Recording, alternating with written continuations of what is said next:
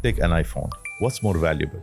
The storage it has or the capacity that is still left in it? Right. If someone would tell you today, iPhone 17, with actually a very limited capacity, would you buy it? No. The only thing that really matters, what you have become.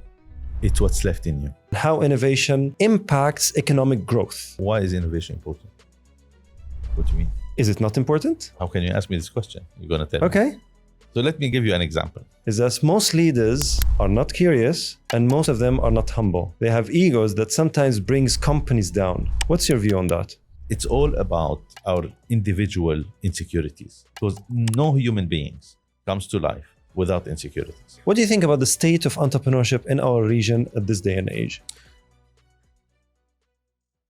I'm not going to ask you if I can be honest. What's your advice to entrepreneurs handling and navigating these difficulties in this region? I would say two things. One is, look, I am personally of the opinion that we are the result of two things. Mm-hmm. One is our experience in life. Okay, so from the day you come to this life, you start to observe what's happening around you. You don't talk, okay? You don't see in the same way that we currently that you see afterwards or here. But actually, observation is what informs you the most, and this is how we develop our most vital skills and basic skills. Okay, so observation is something that we keep. We are a species that learns mostly through observing, and not so much through reading or listening. You see people observe each other, okay, more than they actually listen. I'm not sure to what extent people who are watching us now would be watching us or observing us, kind of. Absolutely. No, I agree, 100%. And this is how we give impressions to people.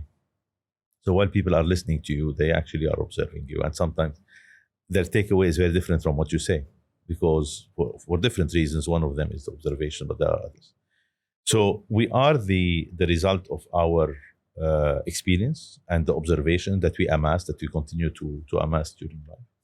And the other thing, we are the result of our ambitions and the way we look forward on life. That's true. Okay. So a human being or a leader, The hope. the hope is one element. Yeah. But ambition is a bit different than hope. Ambition. How so? Hope is generic, and you can have a hope about whatever. I want to have a healthy life. I want to. Right. I want to be happy. These are hopes. Ambition is more specific. Gotcha. It's you kind of attribute a target to something that means to you. So looking forward, okay, in a way informs or actually influences the way you act today. So what you've amassed of experience, okay, and the way you see life, yes, and where you want to get to, whether it's conscious or unconscious, okay, has an influence on the way you actually behave. That's amazing. That's the first time I hear it. Because you always hear about you're the baggage of your experiences and everything that you go influences you. But what you're saying makes perfect sense. You always, when you drive, and you hear this, when you drive, you look forward, you don't look in the rear view mirror. I agree with you. So I'll give you another, just a side example. Yeah. What's more valuable take an iPhone. Yeah. What's more valuable? Mm-hmm. The storage it has or the capacity that is still left in it? Right. The capacity, of course. So if someone would tell you today the best, let's say the newest iPhone 17, okay, with actually a very limited capacity, would you buy it? No. So now you can buy it with a 2 tera capacity or a 256 capacity. So imagine if it had a 128 capacity, would you buy it? No. I understand. Why? Yeah. Because you still have the technology. You have great camera. You have whatever. You have everything. Because you're always forward. Because your potential of using it in the future is limited. So the only thing that really matters to people, and people, it's very, very often that we see that people don't realize that the only thing that really matters is not what you have become. It's what's left in you. you matter, or you are your value to an organization, your value to a society, your value to a project is not what you know, is what you can do, how much you can adapt, how much you can learn in this day and age to actually be able to be relevant going forward. That's relevance. So someone that is an expert on something that actually is not going to be used next year, how relevant is that person? Similarly, when we look at ourselves as individuals, when you are the total of your experiences or whatever you have learned through life, it has a value. But actually, it does not have much weight going forward. The only thing that really matters is what you still have in you, your ability to learn, to unlearn, okay, etc., to adapt. Similarly, when you think about that, a lot of how you're going about it is shaped or impacted by the way you look at things. Your ambition, what you want to do, where do you want to get to, what do you want to achieve, what matters to you, and so on and so forth. So if someone comes to your podcast, okay, having an objective out of it, okay, whatever that objective is, whether it is a business objective or a political objective or a social one, or I don't know, want to get famous, wants to be, whatever, just share their thoughts, whatever the objective is, they would behave in a different way. The same person would behave in 2 or 3 different ways depending on what the objective is, what the ambition is, what they are trying to get to. They're not going to behave in the same way, because what really matters, what drives their behavior, is not what they have amassed.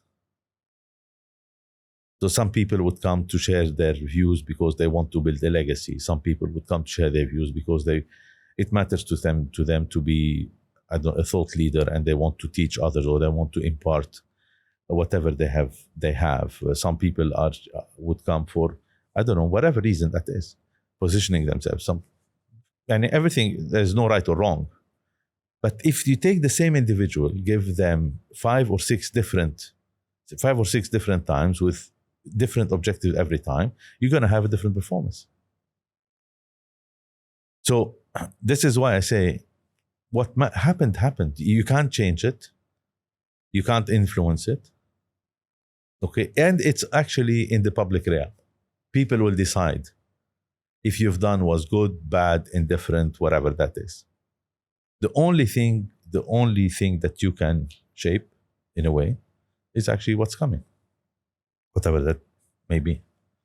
Alan, I'll tell you what, this is as powerful as when I read that sentence. And I swear, I'll tell you, if I have the whoop, I remember when I read that sentence, I had the whoop, and my heartbeat was all over the place.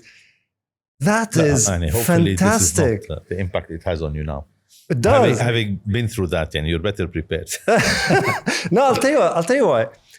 There's a reason why. I'll tell you, if I stop the podcast now, I'm happy, I'm satisfied, because I got my 1%. That would be great.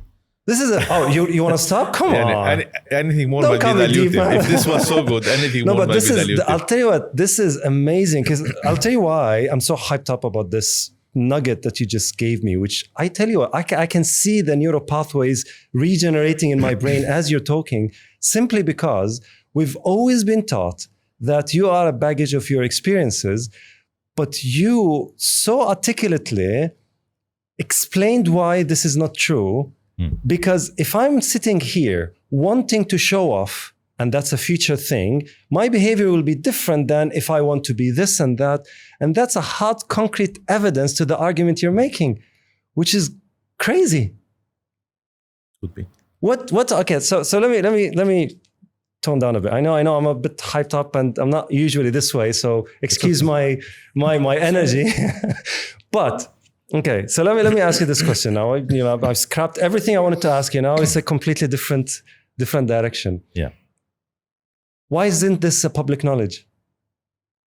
I have no idea. This is mindset, right? Yeah, and this is not. It's a matter of fact. It is. There is nothing here that is that is complicated. It's not nuclear science. It just It's just fact. It's a reality. This is how things work. So let me ask you this question, and I'm just trying to explore now for my own understanding. If someone has the first type of thinking, which is their behavior, or at least this is what they think, is being shaped by their experiences, by their paradigms, by their way of going through life, right? Without really paying attention to what's ahead, whether it's their aspirations, their hope, their motivations, and et cetera, et cetera.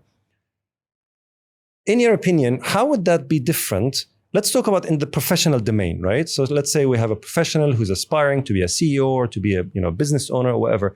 How does that two individuals, one is inspired by their experiences and the other is inspired by their future and their aspirations? So look, they are all inspired, they are all influenced by the same thing. One may know it, the other may not know it. Yes. So the fact that someone may not know it, it doesn't mean that it's not there. It's true. The person simply doesn't know it or haven't had the opportunity to observe that. Okay. Things don't change. Yeah. As humans, we mostly behave in the same way or in the same ways that are clear.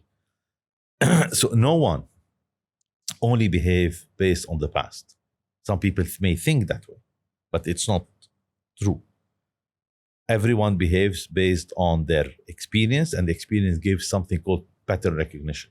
So people start to behave based on what they see. Okay. So they recognize the pattern, the pattern recognition helps, and this is what's called experience with time. It's really pattern recognition. Yes. So you see something and you see where it's going. But then the way you interact with it, the way you behave is shaped by your objective, ambition, views, whatever those are going forward. So most people don't know it. What happens if you don't know it? How does it impact you? It's not a big deal. It doesn't impact you. So let me ask you. It is impacting your behavior, whether you know it or not, is kind of a detail. Yeah. Okay. Yeah. People who know it, okay, are more, I would say, intentional about the way they go about things, and they understand better how this is impacting me, my behavior positively or negatively. Should I be aware of that? Should I not be aware of that? So actually it has an impact on their performance. Other people who may not know that would just simply act the way they think is normal or appropriate or whatever it is, and then if they like the result, they would attribute it to X. If they don't like the result, they attribute it to Y. But it's very important for people to really understand what's actually driving their behavior, the real driver of their behavior. Not everyone has that kind of awareness. So does this awareness... Like many things in life, awareness. Of course, yeah. So does this awareness or lack thereof has, in your opinion, a connection to success? Could. It's not the only thing. But is there a correlation? It certainly has a direct connotation, in my opinion, to fulfillment and happiness. Now, success has different elements that come into it. Success is a combination of performance / behavior, whatever that is, / opportunity / right time, right place / chance, luck, whatever you want to call it. So success is a matter of a lot of things, depending when it happened, how it happened. Okay, sometimes it's really the outcome of very hard work, persistence. Sometimes it's just luck. Sometimes it's something else. So success has a lot of fathers. Okay, what it really has, in my opinion, what we're talking about here is actually an impact on fulfillment, on grounding, on happiness, which in my opinion is more important than success. It is. Success comes and goes. Okay. Wow. Okay. So let me switch gears now a little bit, because I think I understand this concept, and I think I'll go through the rabbit hole of just reading more about it, because to me, I don't know. Like you said, it's always there. And we're probably motivated by it. And obviously we're doing everything for it. It's the awareness that probably is not there. And what could happen if the awareness is as clear as how it's clear to you? That's yet to be seen. So it's amazing. I mean, look, mind clarity and clarity of thinking, whatever, is not something that is as common as it should be. I mean, if you think about it, most discoveries, most inventions, whatever, etc., are primarily driven by things that are there in our face that we don't see. Yes. I mean, yes. It's not that, It's mostly accidental. No, this is the how, but the what is actually people observe something. When you say scientists or whatever observed something. So what did they observe? They observed something that is there, that has been there for centuries, but people didn't see it at some point. Sometimes it's because of better technology. Sometimes it's because of improved knowledge. So they actually recognize what they're seeing. Sometimes when you don't recognize what you're seeing, you see it, but just don't know what it is. It doesn't mean that it's not there in your face. Yeah. Now, we do not see everything we watch or whatever, watch or see. True. Our brain has this delete mechanism that removes. It's a delete. This is the storage thing, but there is also the recognition of what we're seeing. The filter. Not everything we see matters, and not everything to see has a meaning to us. And in the same way, not the way we live is not always something that actually means something to us. So what we observe is usually something that's there, but we may not have seen it before. And it's the same thing. And that's awareness. People live life, they go through life, and they just don't know that. Okay. It's not bad or good. It's not some are better than others. It is that, It's simply some people are a bit more interested and observant, I would say, or whatever. That's what makes, they're still children. They're curious. I mean, we're all, in the life that we know, there is a stage that's called being a kid, and there is a stage being a teen, and there is a stage being an adult. Okay, and then there is a stage being old. But these are attributed by humans on how we see life going. It's not organic. In the sense some of it is. It's biological. There is biological, okay, of course, yeah. But at the end, and physiological. But at the end of the day, this is how we define life. It doesn't mean that this is how it is. One thing is for sure, is common to all these stages, is that you continue to learn until you die. True. So a big attribute of being a kid is learning. Now, some people become less open to learning with time. So the more you know, the less you feel you need to know, which is a big mistake. Okay. But okay, it's a mindset. But in reality, learning is a continuum. Is there a correlation between appetite and aptitude to learning and this idea of looking forward and being aware of looking forward, shaping your behavior, in your opinion? I would say that maybe curiosity would be a common trait, because when you learning requires primarily two things. One is curiosity, okay, so an open and trusting mindset, and two, humility. Wow, it's very difficult to learn if you're not humble, because learning, what is humility? Learning assumes that I don't know. For anyone to be open to learn, okay, that person needs to be humble enough to accept that basically there is something that they don't know. Now, a very present trait in kids is humility. They're humble. They don't have a big ego. They learn. Learning for them is natural. True. Now, the more we progress in life, the less humble we become, because we think we know it all. And this starts with, at the teenagers level. Okay, Tell me about it. I have a couple of teens. So how many teens that go through that period? Well, they would come to you as their father or their parents or whoever and say, I know enough. What do you know? Whatever. So it's part of building their personality and so on and so forth. But the one thing is that the more we progress, the less open to learning we become, because we start to amass some learnings. And we start to feel, or some people may feel, that it's enough, or I know it all, I've seen it all, I've been there, done that. You've heard all of these says. So you get to a point whereby it's actually a big differentiator, those who have the humility to learn, to accept that they don't know much and they are learning. And when you accept that you are learning, one thing, or a correlation of that is that you cannot have clear answers to everything.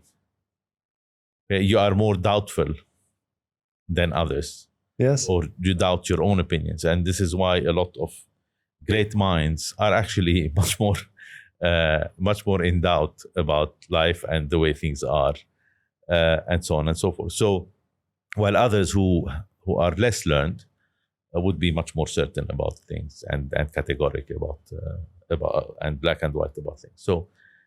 So learning requires humility, and humility requires being able to deal with your own ego, which is in itself problematic because of other issues. So this is why it becomes more difficult the more we evolve in life to actually be effective learners. So it's curiosity and humility.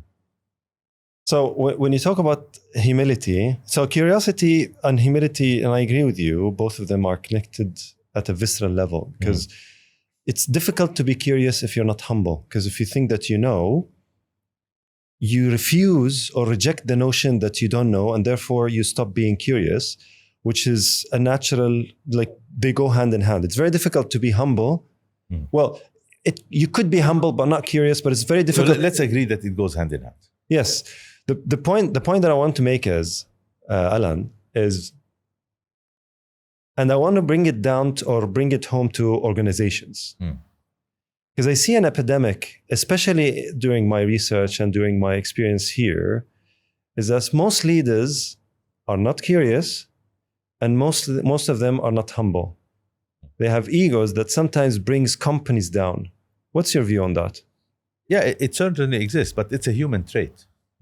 Leaders are humans at the end of the day, and they are naturally, we are all imperfect. No one is really perfect as a human being, although some may think they are. The problem when you progress in life and you progress in a career, to bring it back to kind of a business context, being humble is seen more as, the way you treat, you come across to people, the way you are, you're approachable, not approachable. Yes, all of these have a bit of humility, but this is not really what matters. What really matters is the intellectual humility. Okay, that a lot of people, or less than most, have it. And here there is a lot at stake. And so to be able to be humble, deal with your ego, and curious, you have to be really grounded as a person. And you have to have the ability to actually deal with your insecurities in a way whereby being vulnerable, or what is called being vulnerable, which is not really vulnerable really, but a lot of people see it this way, does not lead you to be so uncomfortable because you feel that you are getting to a point where you are exposing yourself to actually real dangers. And what do I mean by that? Sorry. So when you are a leader in an organization or a senior person, because not every senior person is a leader, and not every CEO is a leader, and not every leader is a CEO. A lot of people feel that being open about that, being curious and humble, genuinely curious and humble, there is somewhere an acknowledgement that they don't know enough. Okay. So if some people think that, look, if I don't know enough, people will basically look at me in a different way. They will judge me about it. They will feel that I'm not the right person or whatever. So basically, they behave in a certain way, where they start to, in a very natural way, okay, they start to reject change. So you don't see it in a learning, only in a pure learning setting. You see it generally. Companies or business transformations. What is the biggest issue that leaders face? It's primarily how to deal with change. And in any organization that's going through a transformation or that going through change, the people that are the most resistant to change are what I call the crust on the top, the N-1s. Okay, or so sometimes the CEO, sometimes the N-1s, N-2s. These are those who actually have the most at stake. It's their leadership, it's their roles, it's their whatever, privileges, perks, ambition, whatever.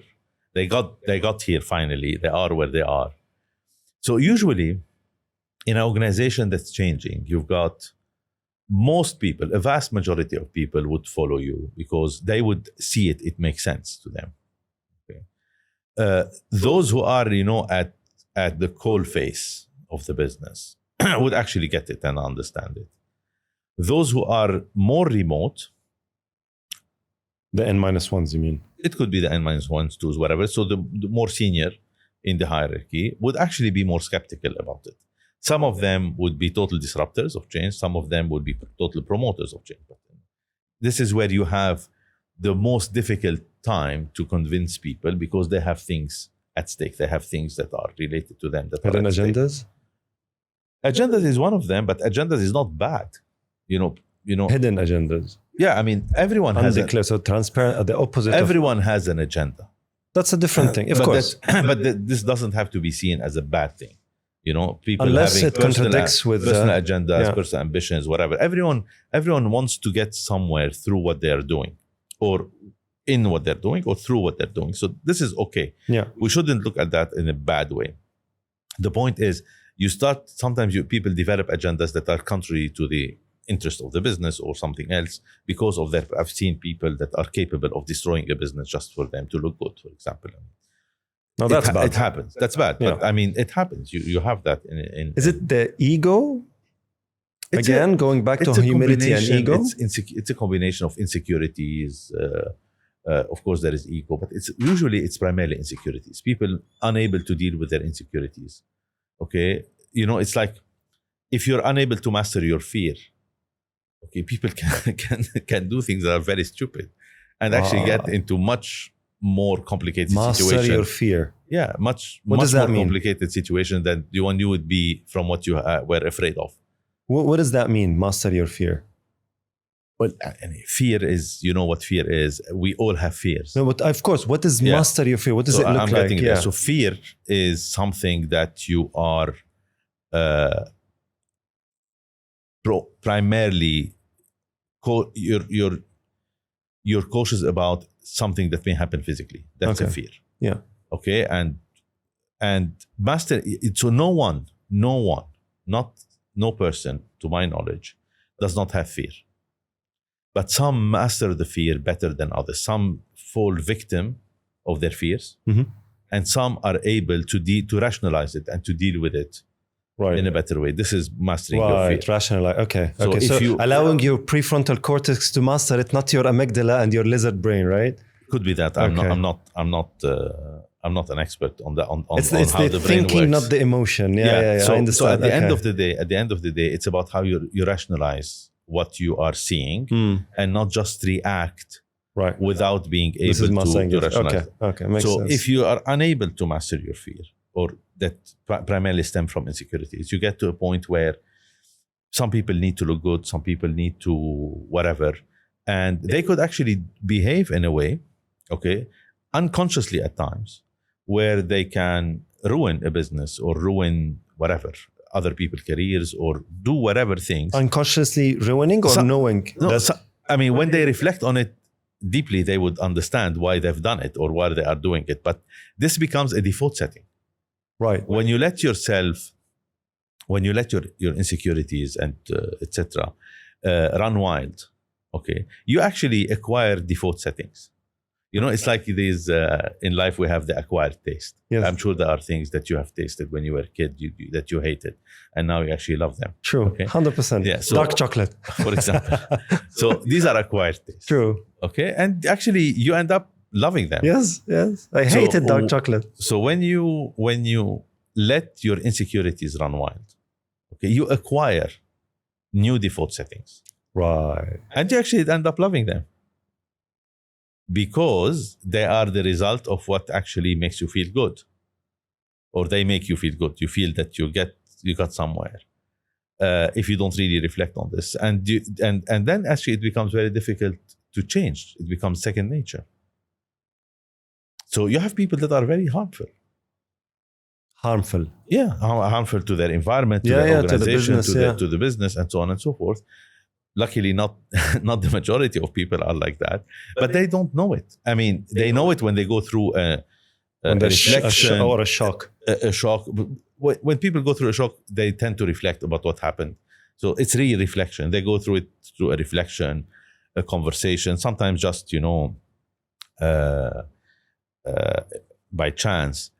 But this is where they start to understand. And to that, they have to face their own fears and their own insecurities and being able to do it. Sometimes they go through therapy, sometimes they go through professional support. But this is really what happens. So it's all about our individual insecurities, because no human beings that comes to this earth, comes to life, okay, without insecurities. I agree. It's about how you deal with them. And how you master them. A lot of people don't deal with them. They just live with them. So you have the insecurity, which stems from fear, which stems from you being prey to your fear, meaning every time something you're afraid of, you're not aware of it, and therefore you just do whatever it takes to get away from that fear, and that fear turns into an insecurity. Is my understanding correct? No, come again. Okay, so we have the insecurity, but the insecurity is coming from fear. No. And if we don't... No, insecurity creates fear. So, okay, I'll give you an example. Okay. If you are physically very fit, okay, and you see something, an obstacle, or someone that is trying to hurt you, would you be afraid? No. Why? Because I'm fit. Yeah, so the insecurity exists. Every human being that is insecure about being harmed. No one wants to be harmed. Oh, of course, yeah. Okay, but because you're fit, because my ability to...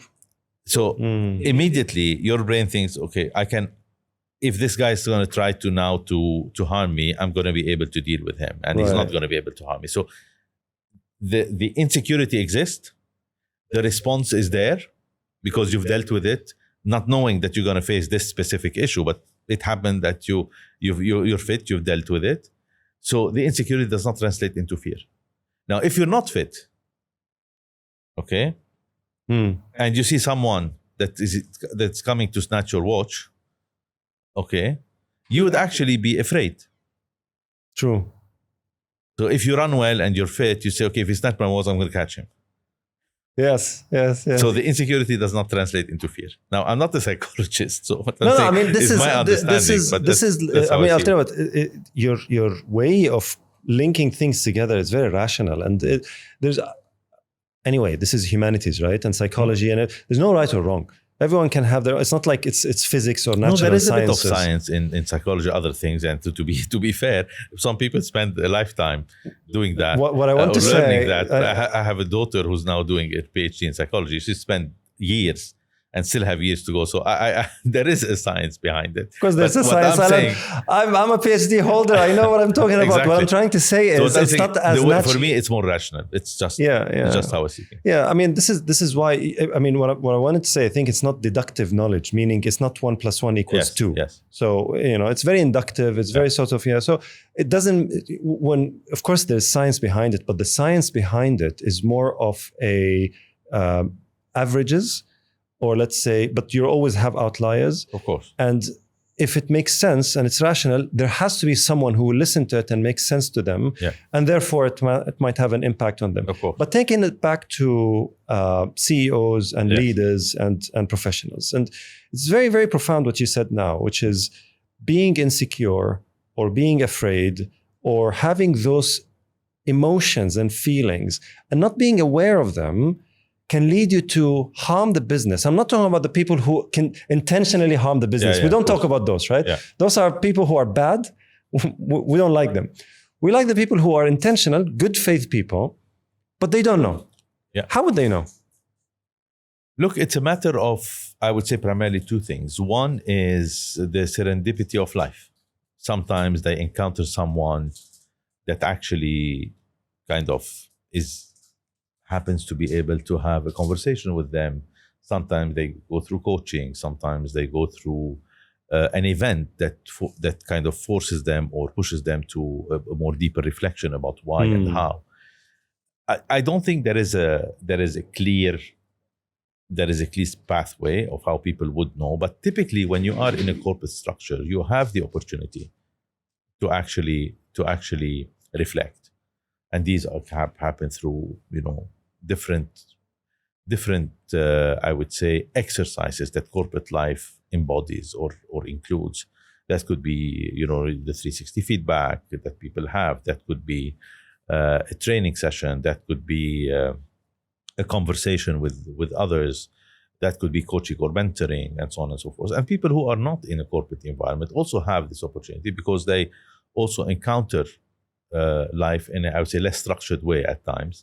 Okay, that pushes them to reflection. So we have plentiful of opportunities to reflect on ourselves. Now, not everyone may be kind of geared towards or being interested in this kind of conversation. Some people might find it too philosophical, too whatever, too deep. Some people might find it otherwise. But especially in our part of the world, right? Yeah, but at the end of the day, I don't know. I'm yet to see someone who's not interested in knowing themselves better. Now, they may not be willing to put in the effort, okay? And not everything is a big effort that needs to be put, but it's be interested in the topic, being curious about that. But one way or the other, everyone is interested in their physical appearance, their physical life, their health. I don't know anyone, or very few people, seldom people are not interested in that side. And I think most people are also interested in the other part, but they may not be as open about it, about their psychological and health, I would say, and the way they see things and why things work this way and that way. And even people who are not aware, you would see them to a large extent blaming life, blaming others, blaming whatever. There's always somewhere or something to blame, or to either explain an irrational behavior they're having, or to actually explain or kind of justify why things are not working. Now, in reality, and of course, for that, you have to accept the fact that there is the religious dimension at times and beliefs and whatever. But in reality, for me, rationality, being mostly a rational person, this has nothing to do with that. It's about you live life and you go through life the way you perceive things forward, and you behave in that way. Of course, what happened to you, where you are, has an impact on it, but it's primarily how intentional you are about your action going forward. And then, of course, things happen left and right. Okay, and when things happen, it's not because there is a universal conspiracy against me or you or anyone else. It's just about the way things happen. People have different priorities, they have different interests, they have different agendas, and basically this actually forms the mass of action and reaction that people go through. So if you're sitting now with a CEO, you're mentoring them, he's an aspiring CEO, young, energetic, full of passion, well-intentioned, and you spotted that they're unaware of that element of either whether it's ego, rejection to change, lack of curiosity, fear of the unknown, all of those complex soup of behaviors and traits that for a fact, being ahead of the curve, and of course with your experience and with your profile, how it leads and where that road will lead. What would you tell them? And that they don't have the senses to receive those elements that you just mentioned now. I mean, look, I do a lot of that in my day-to-day. And what I typically try to do, okay, is just try to engage with them in conversation where I push them to reflect. So there's this thing about learning. Okay, you cannot, I also don't like the words, but I've always, this is not new, but I always used to say it when I was in my last role at Majd Al-Futtaim and afterwards. You cannot teach people anything. Although teaching is a big word. Teaching, you have a whole industry around teaching. In reality, you don't teach people anything. What you can do is give people the opportunity to learn. I agree. Because, someone can sit in a classroom, okay, whether it's at school, university, or in a work environment, in a workshop or in a brainstorming session or in a more structured learning session. And if they are close to learning, if they don't have the right mindset, they don't have the curiosity and the humility, the acceptance, you can talk to them and give them material and do everything what teachers do or trainers do until the cows come home. Nothing will kind of, get in. So what we can do is give people the opportunity to acquire learning. But it's up to them. They have to be open for it. They have to be interested. They have to be whatever. So it's the same thing. When you have a conversation with a leader or with any person, okay, in my opinion, the most effective way is to try to push or entice people to reflect. And the way people reflect usually is primarily through observation. There's a bit, of course, of listening. So through engaging into conversations. And that's what I try to do. I try to get them to reflect. How do you do that? By engaging into a conversation, by opening certain topics that I know might hit a chord, right? Stuff like that. So when do you know that they started to reflect? When they start to ask me questions about how would I go about things. Right. When they start to ask about the how. Yeah. Primarily, they would ask you, how would you do it? So they wouldn't say, how should I do it? They would tell you, okay, so you've encountered this. What do you think about that? How would you go about it? Whatever. So this is where you feel, yes, there is here a space. We're kind of getting into the solution space. Right. They started developing the senses to receive the... Yeah. And to do that, primarily, they would like to say, before they are saying, okay, very few people get to a point where they say, okay, they open up to a point where they say, what should I do? Okay. But a lot of them are very happy to say, okay, how would you go about it? And I'm sure you've encountered it in life, where people wouldn't tell you, how should I do this? Would tell you, how would you go about it? Yes. There is a bit of a kind of a safety zone there. True. Especially when you go up the ladder in society, people would like to be less, quote unquote, vulnerable, of course, than because there is this issue of relevance and seeing, people being always uncomfortable with the way others look at them. It's a big thing for people. How do others look at me? I mean, you've got this thing, and I write it in my book. People, why do people who actually do not have a physically straining activity get home tired? Why people that don't have a physically straining activity so get home tired? Go through their day, and you get that going. Right. Yeah. It's not they were.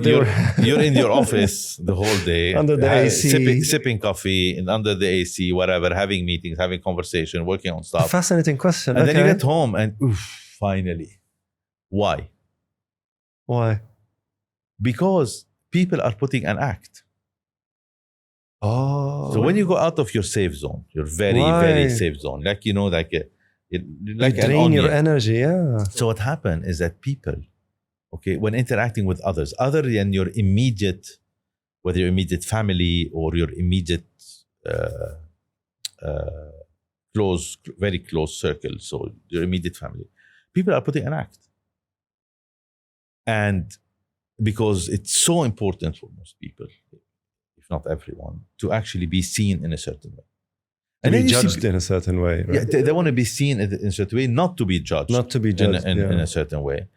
And you see some people that are very relaxed, and some people who are less relaxed. Right. What's the difference? Mm-hmm. Someone is putting an act more than someone else.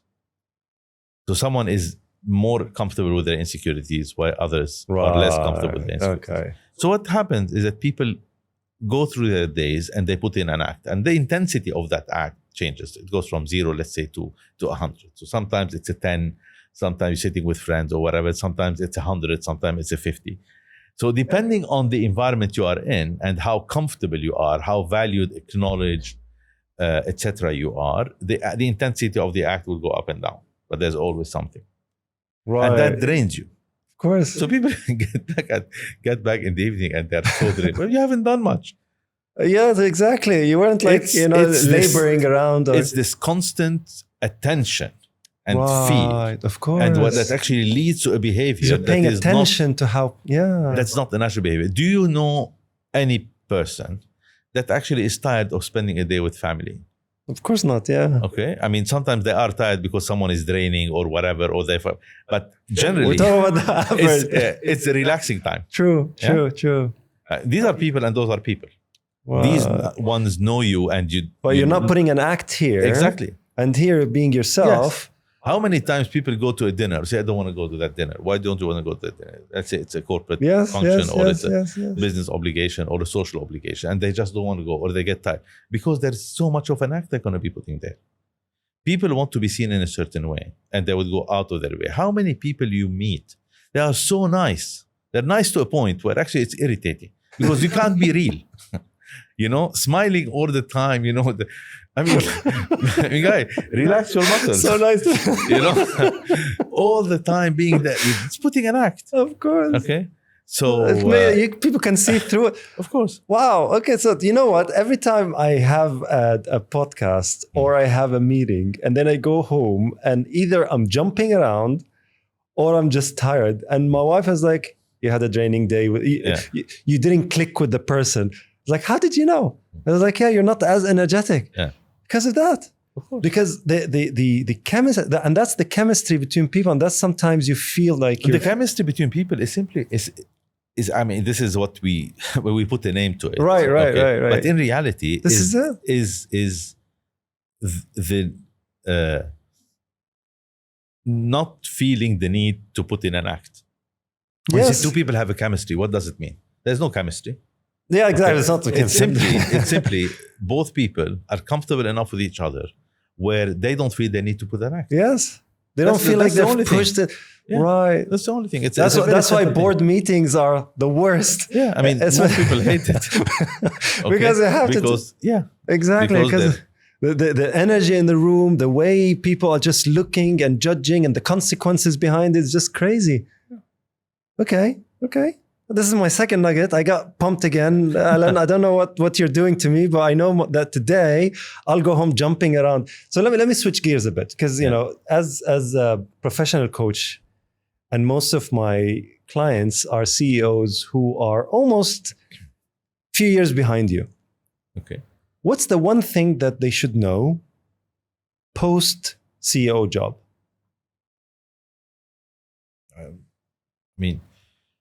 It's post any job, I would say, or any specifically occupation. CEO, because it's a different thing, right? You're under the spotlight. No. I don't think so. Okay. It's you're under the spotlight as much as you want to be. In a way, how much does it matter to you, and how much you react to it? So some people react to, not too many spotlight, but even a fraction of that in an augmented way, and some people less. What I want to say is something that I really believe in, and people who know me have heard me say it for a very long time. I think, where was I? I said it also recently. The most important thing that matters, in my opinion, is that you not being defined by your what, but by your why and your how. Right. Going back to Simon Sinek. Yeah. Why? Because me being a CEO, or you being a podcaster, for example, okay? I'm not a podcaster, just to make sure. Whatever it is, you call whatever yourself, it is, I am, but not podcaster. Okay, a coach, whatever. Okay, this is an occupation, right? Okay, it's something we like, it's something we want to do, etc. But at the end of the day, this is what you are. You just triggered an insecurity in me. You noticed that, right? Yeah. So I hope you're gonna master it. Right. So this is what we are. Okay. Whether you're a public servant, whether you are anything, this is what you are, and what you are is going to come to an end. It's a matter of time. It could be with retirement. It could be earlier than retirement. It could be whatever. So anything we do is going to come to an end. The only thing that will be there is the how we are. So if you allow yourself to be defined by what you are, you're going to go through a very, very rough patch. When your job defines you, okay, and you lose your job, or you change, or you retire, or you whatever, you're going to go through a very tough patch. But when what defines you is how you are, why you are, it wouldn't make a difference. So in my case, I always used to say what defines me is not what I'm doing, it's who I am. And I didn't feel any difference when I was in my last role or before that in the previous roles and where I am now. When people now ask me, what's the title you want to put? I say, I don't want to put the title. I mean, I just had, we just had Shark Tank Lebanon, and the production was asking me, what title do you want to put? I said, I don't want a title. I said, no, you have to have a title. I don't have a title. I don't need to have a title. My title is my name. It either means something, which means I'm someone, I've done something, or it doesn't mean anything, in which case I shouldn't be here. Because what really matters is who you are. Now, when you are defined by your function or your role, okay, you are not, there is a big void there. And when this goes, you're going to feel that void, and you're going to go through a rough patch. So what I tell people, do not get defined by what you are or what you will become. Everything you do in life, other than being a father, okay, or a mother, or a sibling, or kind of the natural roles, and then, by the way, these are the most important roles you play in life, is actually have a shelf life. Everything else, everything else, with no exception, has a shelf life.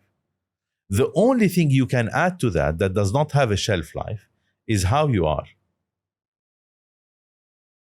because you'll be the same person or a better version of yourself with time. And this is how you develop a personal brand. You can't have a personal brand when people know you as the CEO of. You can, but with an expiry date. You cannot develop a personal brand. Why? Because you don't mean anything. What means is the role you are occupying. Right. So you don't have a personal brand. Ooh, you can dangerous. Be associated with a brand that is not yours. Yes. Which is, if you are someone with any influence, it's normal for people to associate with brands. It's okay. That's not a problem. That's temporary. But most important is to have your own brand, your personal brand. So this means that your name has to mean something to people. And for that, you have to be bigger than the role you are in.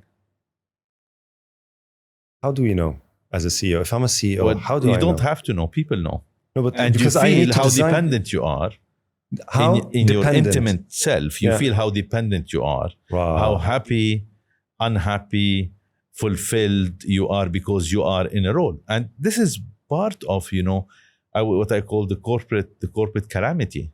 How many people are willing to go out of their way just to keep their jobs? I mean, I understand people sometimes need to keep their jobs for financial reasons, but for financial reasons, people can always find other ways to do things.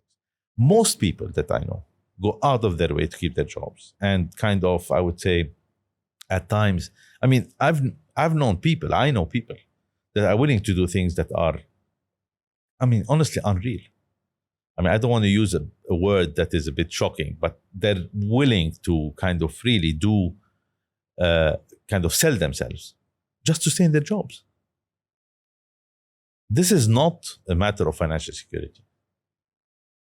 This is a matter of values, and this is a matter of insecurity. Okay, so but it's part of life. It's a reality.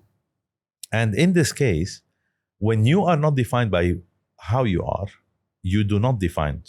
You don't have a personal brand. You don't mean anything to people other than you are in that role. And the day you leave that role, your phone doesn't ring anymore. Ooh. How many people will tell you, "Oh, my phone doesn't ring anymore"? So what? I'm happy about it. Exactly. I'm so happy about it. I am delighted when I have nothing to do. Finally. Yeah, because what defines me is not my activity. Yeah. What defines me is who I am and how I am. And the only way where you can add a layer to the natural roles you have is actually by being a certain way and who you are, not what you are. You said something that is, people know intimately inside. They know. So you don't need someone to tell them. So if they heard this from you now and they know, they should reflect and they should know what this they is need going to back do. to observation. I mean, there is nothing that is nuclear science. It's just about, It's awareness. Yeah. Like we said before, it's awareness. And sometimes, like, you know, people go to work on autopilot. They literally don't know how they reached work. They're not present, right? And I wouldn't say that. Okay. No one goes on autopilot. People go to work, okay? And yes, there is a repetitiveness to it. But the biggest problem is when people go to work, to the workplace, is that on the way, okay, they get transformed. Yeah. So the person that leaves the house is not the person that goes into the office. Which is natural. I mean, so you typically have three transformations, right, or three states on that journey. You have the person at home, you have the person behind the wheel, and you have the person at in work. Transition. So the person behind the wheel, how many people you've seen that are friends that become very different behind the wheel? True. One day, a friend of mine was mean to me in the street. He didn't know that I was driving, and we parked next to each other. And I'm like, "Why did you do that?" You know. Yeah. So you know the person, but you don't recognize the person behind the wheel. True. Yeah. I mean, this is common. And then you got the person that gets character to work. Right. When people get to work, what they really do is that they change. So some of them stay in their whatever they're wearing. Some of them wear a bulletproof vest. Some of them feel that they're going into a battlefield. And the biggest problem that organizations have is having an environment where people feel that they need to be prepared for it. They need to be alert. It's draining. Right. Okay, this is when you have a culture that is tiring, that is disabling, versus a culture that is actually enabling. You always need an organizational culture that enables people to be at their best, not to be at their worst. So when are you at your worst? You're at your worst when you're stressed, insecure, yes, not feeling acknowledged or valued. Negative behaviors or negative. So these are typically what leads you to be at your worst. True. And what you want is people to be at their best. For people to be at their best, they need to be valued. They need to be acknowledged. They need to be in a trusting environment. And then you would see them, they will not need to wear this protection suit coming in. And therefore they're less drained. It's very basic. It's a very simple reality again. Very simple reality. But people have to be aware of it. You know these companies that people go in and they say, when I go to a company and see people having two phones, it says it all. It says it all. Why? That's interesting. Interesting observation. Yeah, I see that all the time. Why? Because I always rejected two phones. Yeah, but people feel that they need to protect their privacy. Because people feel that this might be the company phone might be tracked or might be the company can get in and see the data, whatever, which is fine for the company protected. I mean, the business data. This is normal. You're not talking about the business side. You're talking about the people. Yeah, of course. The one who actually deliberately goes and buys a different SIM card. Of course, because they just want to keep their lives separate. Okay, so here's to all CEOs. If your employees have two phones willingly, that's a red flag.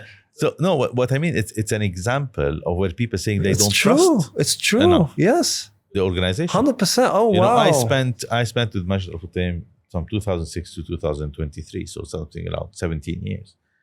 And I've always had one phone, one email address, which is my MAF email address. Everything in my life was on my MAF email address. And I had one phone number. Nothing to hide, nothing to fear. So when I left, it was a big thing. How am I going to reorganize myself? It's an admin work more than it's a Yeah, because it was much simpler to me to keep it that way. I have no problem. Wow. And I think this is going back to organization and the culture. You need to get people to be at their best. I love how you just pivoted to organizational culture, because I wanted to touch that with you, for CEOs or leaders, generally speaking, I always see that their responsibility are twofold. One is the strategy, which is the goals, the KPIs, the measures, the targets, the performance, the growth, all of that good stuff, which is tangible. You have to achieve this by that, and this is how you do it. So the what, the why, the how, the when, all that is clear. And people can object to it, but it's clear. It's not always clear. I know, but I mean, you can put it on paper. Strategic clarity. Yeah, but what I'm not trying... Not everything that's on paper is clear. No, I understand that, but what I mean is, let's say, for example, I come to you. So you think it's more rational, it should be articulated in a way where people should understand. I'm talking about the concept, not how it is. So I agree with you, of course.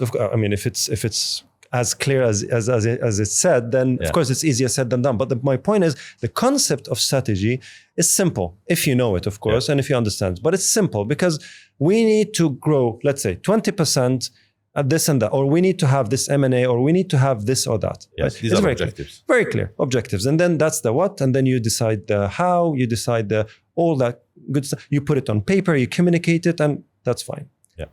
The other flip side of the story is the culture, which is exactly what you mentioned now. Yeah. Culture is fluff. Because what can you write? I mean, you see those elevator communication, you know what, we are this, we that, we do this, we do that. And then no one pays attention to them. You know that the behavior of the environment is completely almost the opposite. Yes. The complete opposite. Like strategy, you say you need to achieve 20% in 1 year. It's never that you achieve minus 20% and people don't recognize it. Yes. In culture, you say we are this. The environment is almost 180 degrees different and no one pays attention to it. How do you see the difference between those from a CEO perspective? So there shouldn't be a difference. So what you are describing is an anomaly that is very common. So an anomaly that's very common. So organization culture, okay. So first, let me maybe go back to something simple. There is a culture between, whenever you have more than one individual together, there is a culture. So you and me now, there is a kind of a culture. And what's culture? Culture is the I would say the mass or the total of the unwritten rules about how we deal with each other. So you and I, we come in, we say hi to each other, with the way we sit, the way we talk. There are certain rules that you and I follow, okay, that are unwritten, that would be different to if I was with someone else or if you were with someone else. And some similarities. So there's always a culture. Whenever you have two people, you and your wife, you have a microculture. You know, you go home, okay, you open the door or she opens the door for you. You ring the bell or you don't ring the bell. So if you don't ring the bell when you go home and use your key, okay, and one day comes and you ring the bell, your wife will tell you what's wrong. That's true. Okay. True. You know?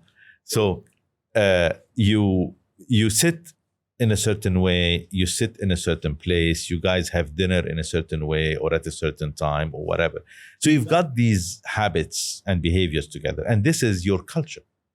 You go to the restaurant, you behave in a certain way together, you go whatever, she knows, you know, you don't need to, you just look at each other, you understand each other even without looking at each other. That's culture. True. Now, if you take that to a larger group, so you, your wife, and your kids, you also have a culture. So your couple has one, your family has one, your kids among themselves have a different one, by the way. And then you got the larger family and the whatever, and society, and Dubai has a culture. I mean, people behave in Dubai very differently the way they behave 100%. elsewhere. Why is that? True. Because Dubai has a culture. True. Yeah. Okay. And companies have cultures. And these are the total of the unwritten rules that are there that prevail. And these rules are shaped by people behaviors. So how do these rules come about? They are shaped by people behaviors that are observed by other people, and they actually react to them. So the people that shape behaviors are usually those who cast the longest shadow, so the most senior one, the most impactful ones. So you see it, for example, in Dubai, you see, or in the UAE, you see Sheikh Mohammed, Sheikh Hamdan, others willingly, intentionally, okay, acting in certain ways. True. Because that shapes behavior, society behavior, community, the image, and so on and so forth. And it's the same thing in companies. You know, the CEO has a huge impact, casts a very long shadow on an organization. The father has a huge shadow on the family, or the mother, depending on who's kind of more influential, etc. Same goes for, you know, a group of friends, and other things. So these behaviors are shaped. They are never articulated. So you never say, when you come in, you sit on the right, you sit on the right side of the room. Okay, people, you come in, you sit on the right side of the room. As a CEO, people see you coming in the morning, and before you go into your office, I don't know, you stop by the coffee machine, or you do whatever. Okay, and then if the day you don't stop by the coffee machine, oh, there's something wrong. You know, so, or you say hi to someone, and then one day you're going in, you're so busy, you're on the phone, you don't say hi to someone. Say, oh, today they automatically put meanings behind the exactly. And so people who actually have impact shape those behaviors, and those behaviors that are unwritten become the culture. Now, the biggest problem is when the culture, and this is why I went through explaining that. Yes. Those behaviors are opposite to what is written, or when it's written is very different from what it is. Because sometimes, in good faith, organizations write what they aspire to become, but it's not what they are. From a behavioral perspective. Yeah, they say our culture is whatever, is open and welcoming, where actually anything that's not being done here is considered crap.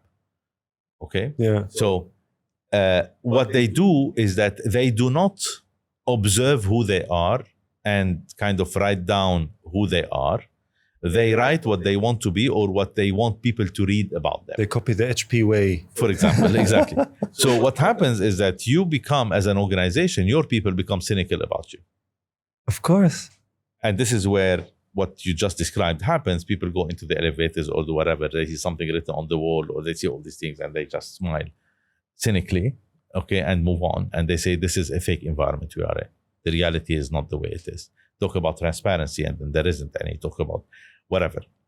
And if you go to organization, you see most of them have values that are, you could take them from this company, put it elsewhere. It would work. I mean, there's no company that tell you we lie here. No company would tell you we're dishonest. Everyone would talk to you about transparency, about honesty, about integrity, even thieves would tell you we have integrity. So no one tells you. Yes. Okay. Yes. So, and this is part of it, kind of a misunderstanding of what culture really is or should be. So what you need to do is to make sure that you have a culture, or that actually enables people behavior in the right way. Okay, and help them be at their best. To do that, you have to influence the behavior of people to get there.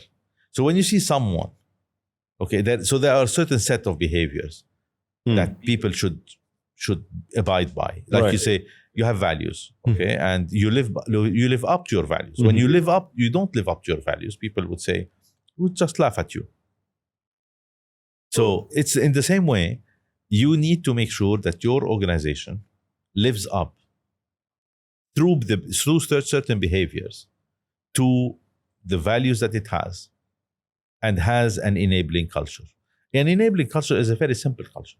It's a culture where people feel at ease, they feel acknowledged, they feel recognized for their contribution and for who they are, and they feel that they are in an open and trusting environment. And then everything else flows from there.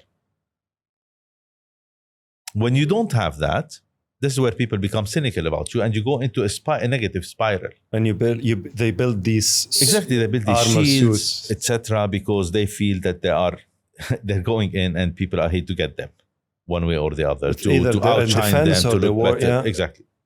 So this is what is, and that's the behavior that you mentioned that will just it's the behavior of those who have the biggest impact on the organization, and the CEO is definitely usually, or shouldn't be the CEO, is the person that has the biggest impact on any organization. But then you also have other people who are influencers in an organization that also have to abide by that. And If they don't, they just can't be there. They might be your best performers. They just can't be there. Okay. Okay. I understand. So the really best. So is culture? Can you change a culture in an organization? Of course. You can change the culture anywhere. When you change your behavior, it impacts the culture. So here's the thing. You said it's very simple. So let's say you and your kids every Sunday morning you make pancakes. I don't know if you have kids, but let's assume. Okay. I have 2 teens. Okay, great. So every Sunday morning, okay, you wake up and you make them pancakes. Yeah. Okay. The Sunday morning you wake up, you don't make pancakes. Of course. Then you feel something's wrong. Of course, yeah. Okay. Now you can say, okay, we're gonna now move Sunday morning from eating pancakes to actually going and doing an outdoor activity. If you don't want to do it, you're the father, the outdoor activity is not gonna happen.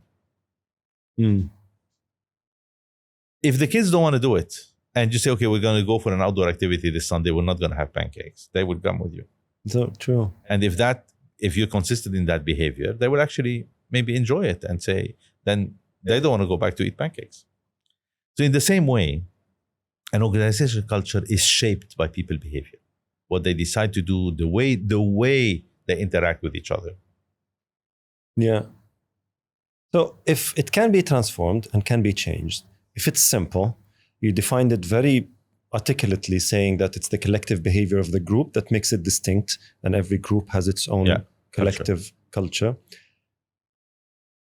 Where are we when it comes to organizational culture and how conducive it is to, say, innovation? Same, No, but where are we if it's simple? What do you mean by where are we? Let's say as a group of people. Let's say in this part of the world. Let's make it very you want to simple. Talk about the reality today. Yes. Okay. Because now we operationalize the concepts. We have the strategy. We have the culture. We have the behaviors. We have the leadership. We have organizations, performance. How people wear the suits. All of that, right? Now let's bring it home to innovation and how innovation impacts economic growth, right? And so why is innovation important? What do you mean? Is it not important? How can you ask me this question? You're going to tell me. Okay. So I'll give you an example. So innovation is a big buzzword. People love innovation. Very few innovate, but everyone loves innovation. So one of my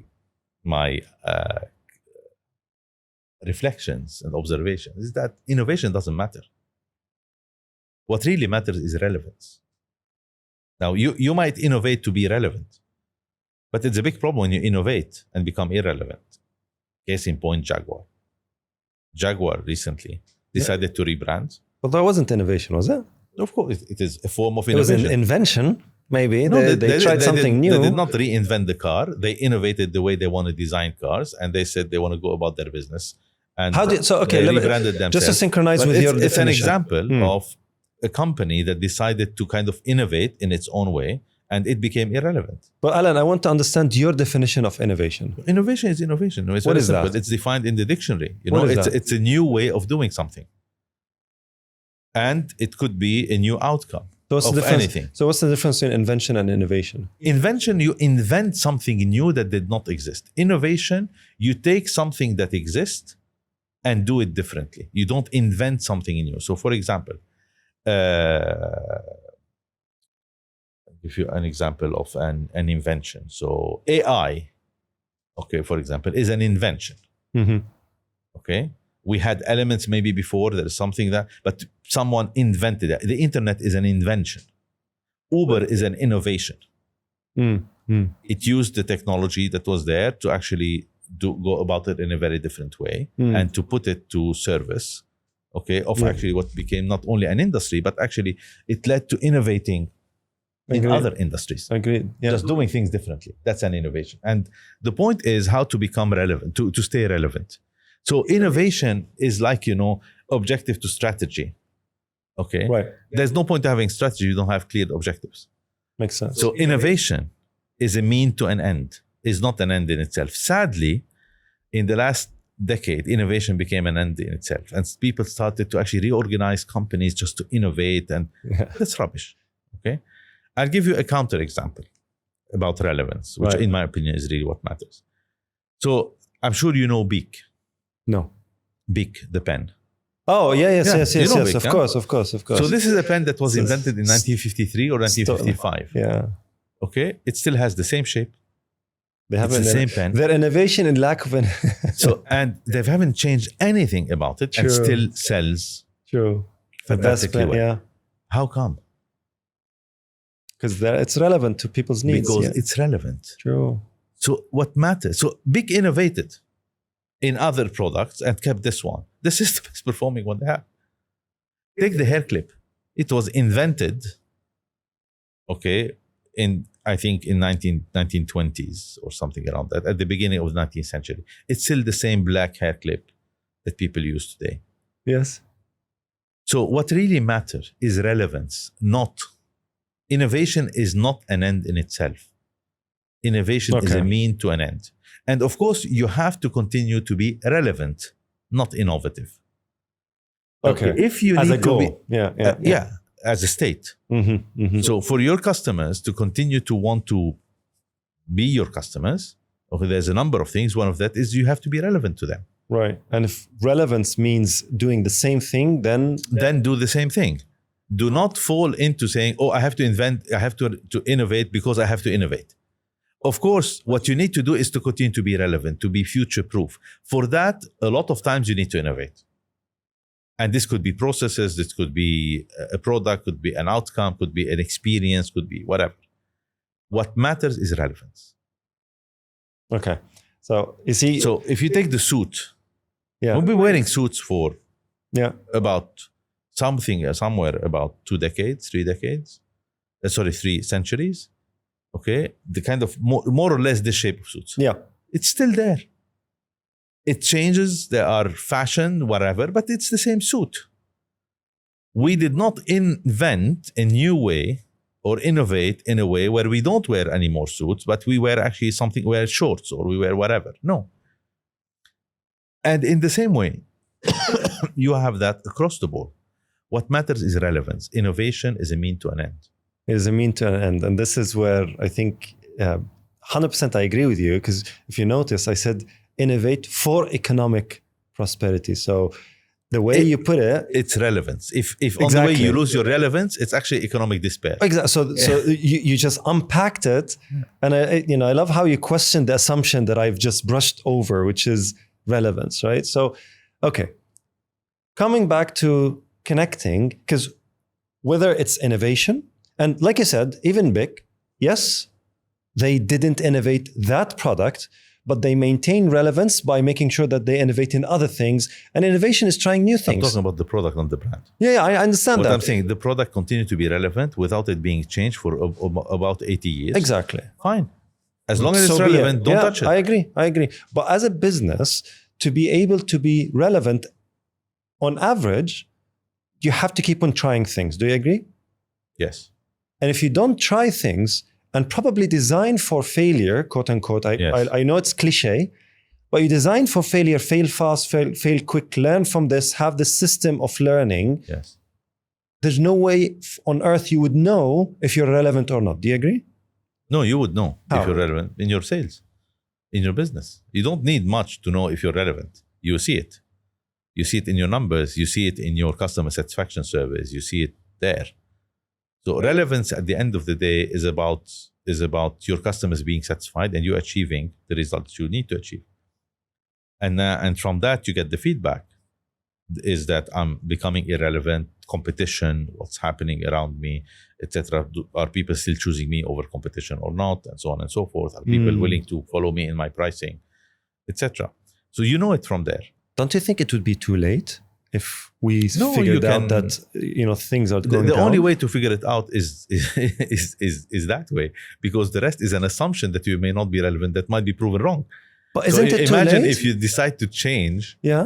before you get there without having No, the not data. change. Yeah. I'm saying test things like without testing. Testing is different. But Yeah. at the end of the day, what really matters, Yeah. the only test that actually matters is the test of the market. So you can do all of that is preparation to as a go-to-market strategy, or Yeah. to actually make sure you've got something that you think is going to work, and for that you've got data that confirms it's going to work through testing, through whatever. You have to go through these. Yeah. But at the end of the day, your question was, how do I know if I'm relevant or not? I'm going to maintain relevance. Yeah. You know, I'm sure Jaguar, okay, which in my opinion is a fantastic example of latest failure, have done testing. Okay, and a lot of people, I mean, take Steve Jobs, take Elon Musk now, take whatever, they will tell you, I mean, what do you mean testing? People don't know what they want. You just put something forward and people like it or not. If you talk to LVMH, for example, for a very long time, for them marketing was not what marketing actually is. True. Okay, it's just we innovate, we create, we put forward a product and people like it or don't like it. So there are different schools. Okay, all what I'm saying is innovation is a mean to an end. Agreed. Okay, and you have to be, to a large extent, factual about and matter of fact about how your relevance. But what really matters, that end is relevance. And that relevance has to be kind of also time-proof. So as a leader, you have to prepare your organization and make sure that you are future-proof, that you'll be able to deal with what life is going to throw at you, what competition is going to throw at you, what your customers are going to throw at you, what your stakeholders at large are going to throw at you. And in today's world, most of what happens to you is not the result of your strategy, of your financial strength. It's the result of the stakeholders having a great voice and deciding if you should be in business or you shouldn't be in business in a way. Okay, whether it's how they impact your reputation, whether it's how the product or the services that they put forward, or whether it's whatever. So most of what happens to you does not happen as a result of your strategy. It happens as a result of other people's action. And what matters is how you deal with that and how ready you are for it. I take it back to a very simple example, which is how you raise your kids. Right. So you raise your kids. I raise my kids. And everyone in reality raised their kids to actually be future-proof, life-proof. But actually, you can't tell them what they're going to do in a certain situation. Do you ever teach your kids what they do if they go into a traffic accident or into whatever? They go to buy bread and there is no bread in the bakery or whatever. Most times, no. So what you do is actually you raise them by inculcating into them, okay, a certain set of values and behaviors. And for that to work, you actually role model them. Right. So that's the simple way of doing it. You role model. And a big part of their success in life is how good of a role model the father and the mother were. And this is what influenced them in their lives. Although it happens at sometimes at ages where they're not aware of what it meant, but it stays with them. So what we do is that we role model to our kids. Right. And what we do is that we train them to be future-proof without specifics. So you believe that you kind of train them to have the right behaviors, to have a healthy life, to behave respectfully, principles, not to lie, to have principles, to have whatever. Okay. Do you ever tell your kid, don't kill someone, just shoot them in the foot? Okay, you don't. So unless it's a video game. and they take these principles and they apply them in life. Similarly, okay, you train them to deal what life is going to throw at them. They might have failed marriages, they might have happy one, they might have whatever it is.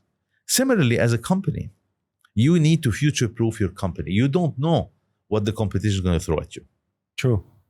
But you have to be able to deal with it when it happens and to stay relevant. This is the name of the game. Stay relevant. Is relevance and staying relevant a process? It's an outcome. This could be, and I mean, you can say everything is a process in a way, but is there a process of staying relevant? No. If you speak to many of the leaders and CEOs, it's not about what they ask for.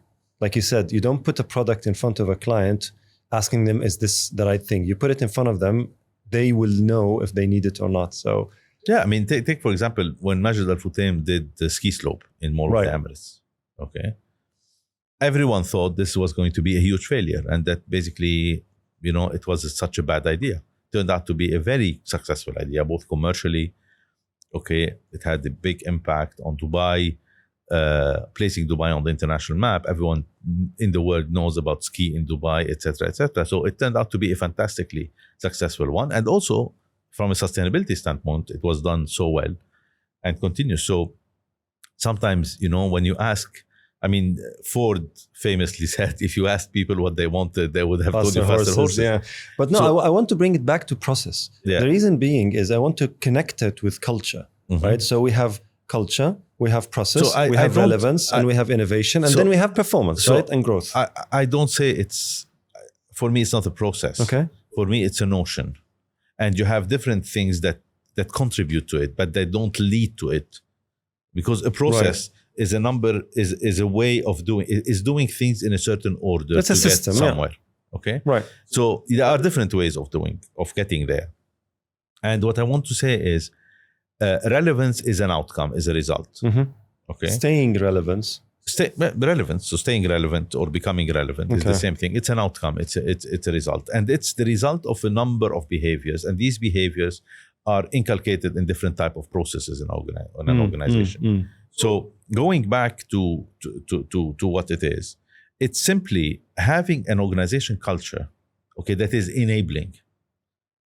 So enabling people to be at their best. When people are at their best in an organization, so this means they perform at their best. Right.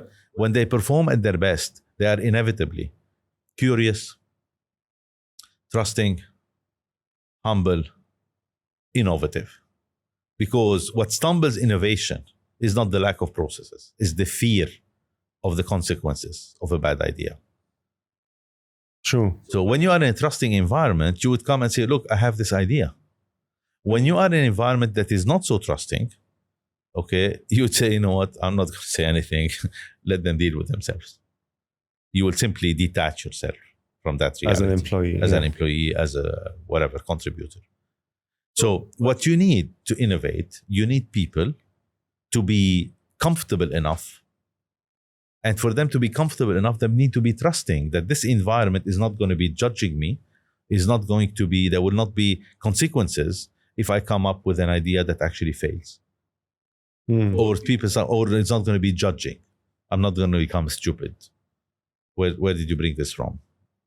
So in reality, it's a very simple set of things, that lead people to actually perform at their best. And when they perform at their best, you have no problems. Things will be dealt with. People will be innovative. People will actually perform in the highest possible ways. People will be collaborative. You're going to have teamwork. Of course, you're going to have issues that you have to deal with. And of course, you have to continuously shape the culture. You can't say, I got there, that's it, now there's nothing more to do.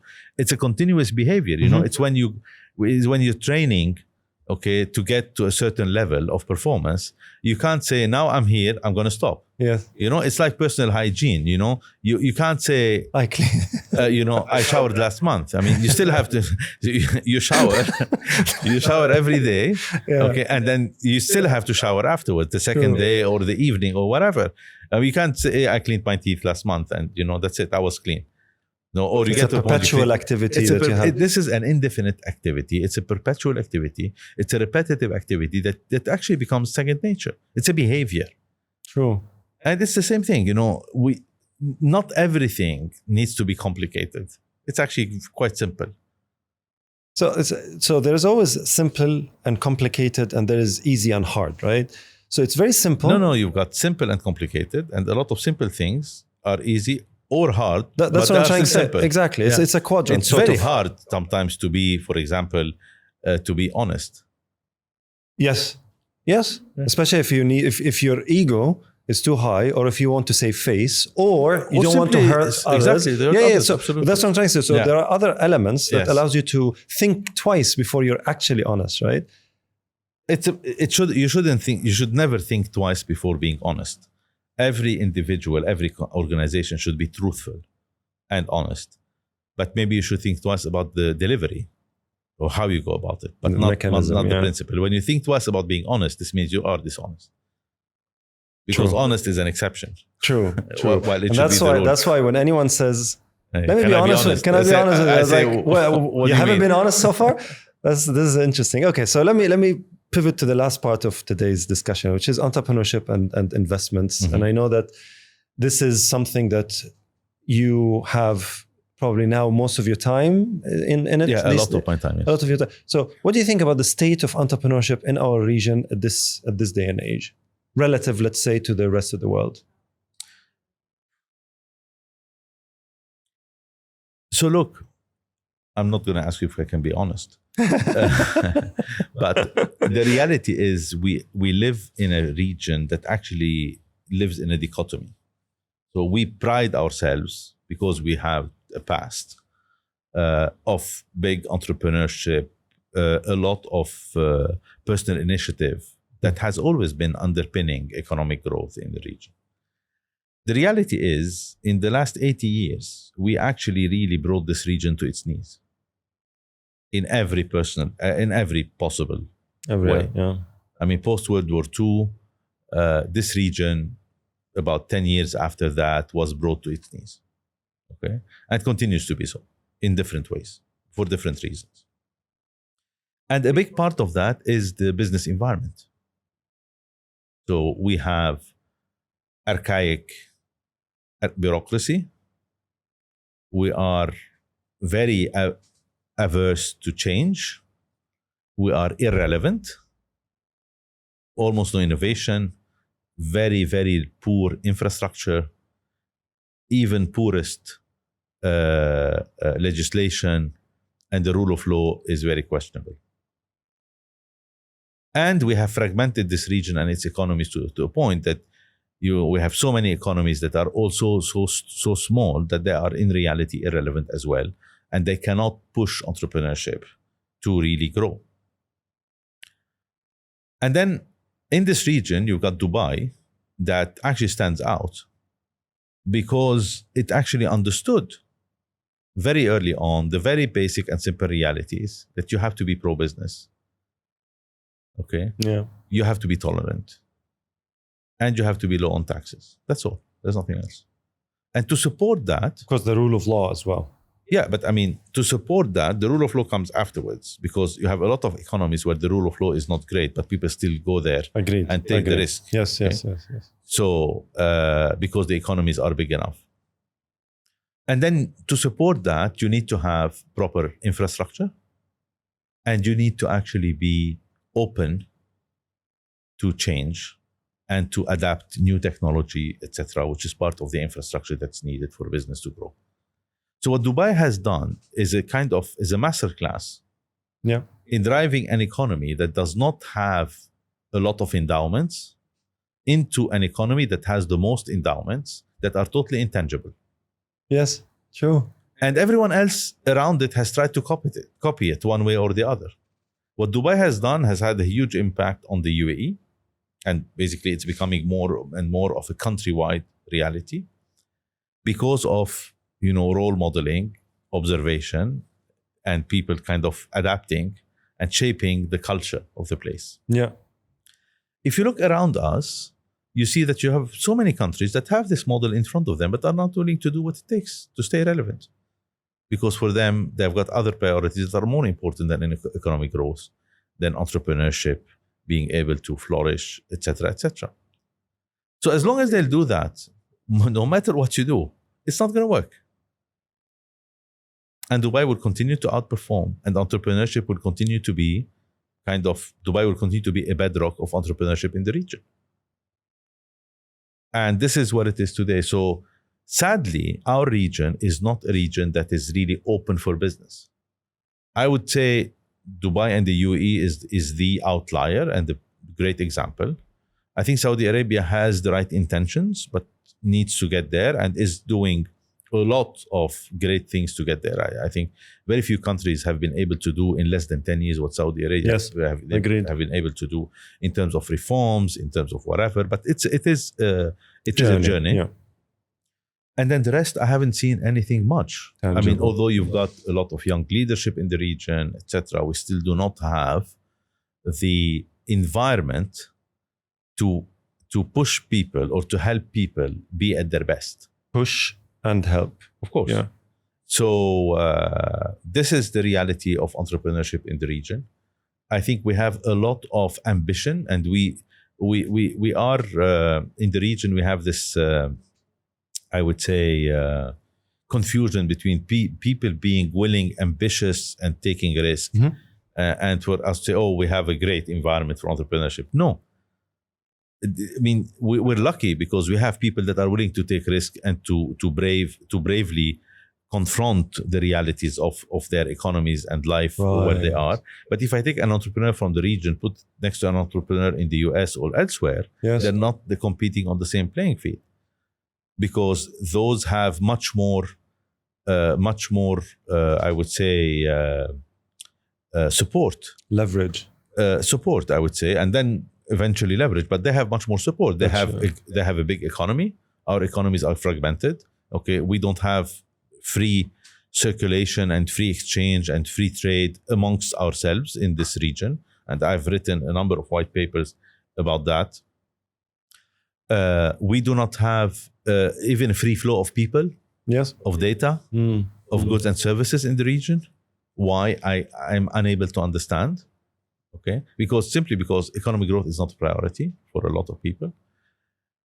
They don't have access to finance, not because there isn't money, but because the structure of deposits and money in the region is very different from what you have there. There is no long-term money here. People don't trust the system, so they send their money elsewhere. Hopefully, in the past 2-3 years, things are starting to change, but we are far, far from where we should be. Okay, so the structure of the region, the economy, the state of the economies, the rule of law, etc., is something that actually have led to the region being, in reality, drains of its resources, and its resources going and funding other regions of the world's economies rather than our own economies.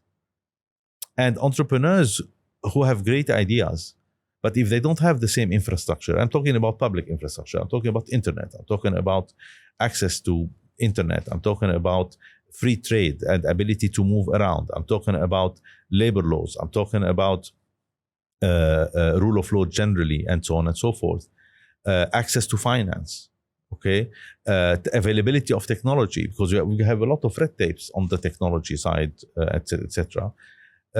It's very difficult for entrepreneurs to be able to succeed, because we're starting by putting them in kind of a sub-zero environment and tell them, you know what, you need to thrive, while others are already in a warm environment and they've got all the infrastructure and they've got all what is needed for them to be able to grow. And I think a big role that leaders in the region have, whether it's private sector or public sector, is actually to improve that environment and to get it to a point where there has to be a minimum requirement, okay, that every country has to meet in terms of openness for business, ease of doing business, access to finance, and have the different type of finance that is needed for different type of activities, and so on and so forth. Of course, legislation, infrastructure, and So if you have a magic wand now, and there's one thing that you would change. Now, obviously, realistically speaking, the fragmentation, these are, the political borders, these are things that probably are beyond at least my pay grade. So I wouldn't talk about them. But generally speaking, if you have one magic wand, and that magic wand would facilitate and enable for entrepreneurs to actually thrive to a certain degree with realistic boundaries and restrictions, what would that be? I would integrate the region economically, which in my opinion is the easiest thing to do and the toughest thing to do, because it doesn't require much. It just required an open mindset across borders by saying we will all gain by doing more together rather than doing less together. I mean, take what the US became because of that. Take what the EU became. Take what the ASEAN countries became. This is simply because of economic integration. The only way to increase the size of the pie, okay, is actually to integrate in the region, because there is also a lot of interdependencies in these economies. I mean, most of them trade with the outer world more than they trade among themselves, but it just makes sense for them to trade among themselves. If you look at the size of our economies, okay, if you go from Pakistan all the way to Morocco, it's somewhere around $3 trillion, okay, or $3.5 trillion now. That's not small money. So that's not small money. Yes, the US alone is about 10 to 12 times that. Okay? Yeah. For actually a lesser population. Right, of course. So if you take that, so let's do an exercise that's interesting. Take the average GDP, the total GDP of every country in the world, so the global GDP, divided by the population, and take the GDP of the region divided by the population. You would get to actually half the amount. So in layman terms, every person in this region produces 50% of what the average person globally produces. Oh, wow. Yes. So half. The 600 million people that live between Pakistan and Morocco, okay, all this region, excluding Turkey and Iran, in reality produce half of the global average.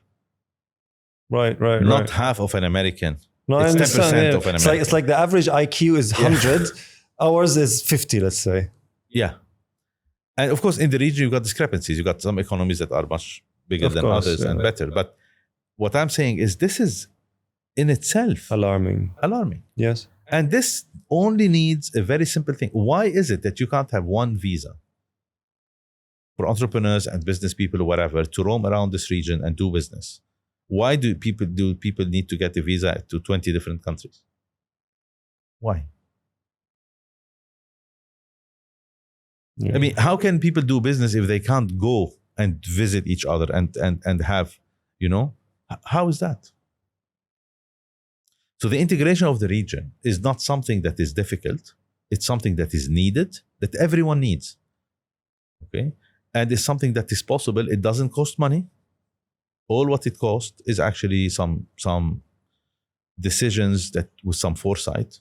Okay, and actually everyone is going to grow. Now, of course, different parts of the region will grow differently. Some economies will benefit more from X and others from Y. Some would benefit from technology, other, let's say telecom, other from agriculture, whatever. But that's okay. If you go to the US, you got some states that are technology driven, others that are agriculture driven, other than are industrial states, which is fine. Like you said, complementing each other. But they're all as a whole much better than the whole of who we are or what we are.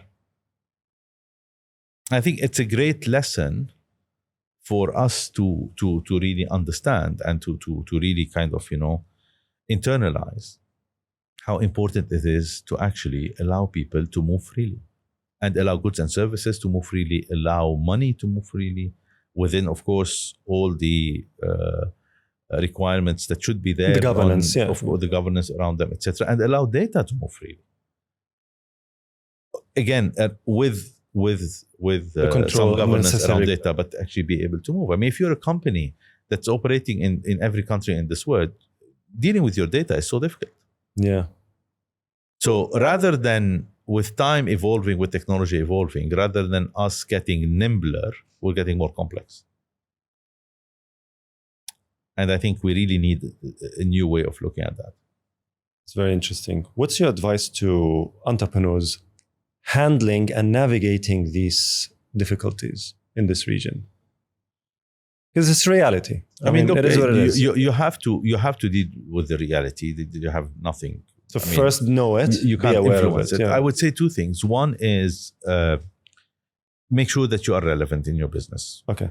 And that I think is for me priceless. Yeah. Okay. Two, be much more vocal about it and advocate for change. Right. The problem that we have, one of the problems that we have in this region, is that the private sector generally,